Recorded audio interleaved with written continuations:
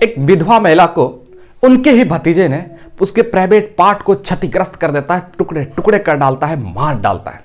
मारता क्यों है, इसके पीछे की वजह क्या है? जब पुलिस ने उससे सख्ती से जब पूछताछ करते हैं, वो जो बताते हैं चौंकाने वाले खुलासे करते हैं, ऐसा दर्दनाक खुलासे करते हैं शायद आपके पैरों तले जमीन खिसक जाएगी कहानी सुनकर। मैं बात कर रहा हूं 17 नवंबर 2024 की। उत्तर प्रदेश का एक जगह लगता है ग्रेटर नोएडा। ग्रेटर नोएडा का एक गांव आता है कोलंदा गांव। उस गांव में एक परिवार ठीक ठाक से जिंदगी गुजर बसर करता था और पिछले 5 साल पहले उनके उस महिला के पति का देहांत हो जाता है।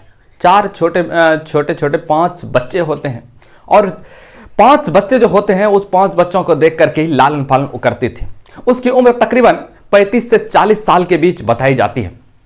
वो महिला का संपर्क एक व्यक्ति से हो जाता है और वो व्यक्ति कोई और नहीं था बल्कि उसका भतीजा ही था। उस व्यक्ति से संपर्क हो जाता है और जब उस व्यक्ति से संपर्क हो जाता है तो इसके साथ शारीरिक संबंध बनते हैं। विधवा होने के 1 साल बाद से ही उसके साथ शारीरिक संबंध बनते हैं। अब शारीरिक संबंध बनते हैं, जब जब भी इसको मौका मिलता था तब ये उसके साथ शारीरिक संबंध बनाया करते थे और वो महिला भी इसके साथ शारीरिक संबंध बनाया करते थे। जब जब भी उसको मौका मिलता था वो इसको बुला लिया करती थी और इसको जब मौका मिलता था ये इसको अपने घर पे बुला लिया करते थे।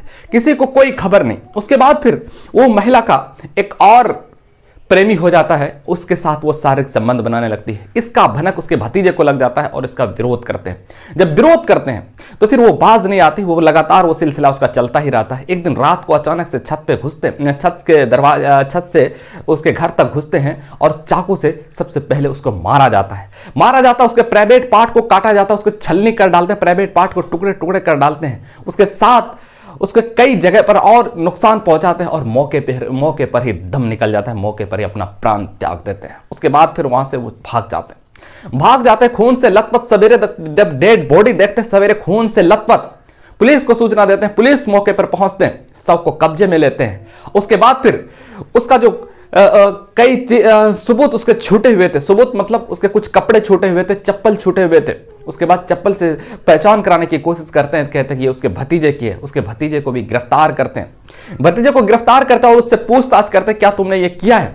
तो फिर बरगलाने की कोशिश करते हैं पुलिस को, लेकिन पुलिस जब सख्ती से उससे पूछताछ करते हैं तो फिर पुलिस के सवालों के आगे वो टूट जाते हैं और फिर सारा राज बताते हैं, सारी बात बताते हैं और फिर वो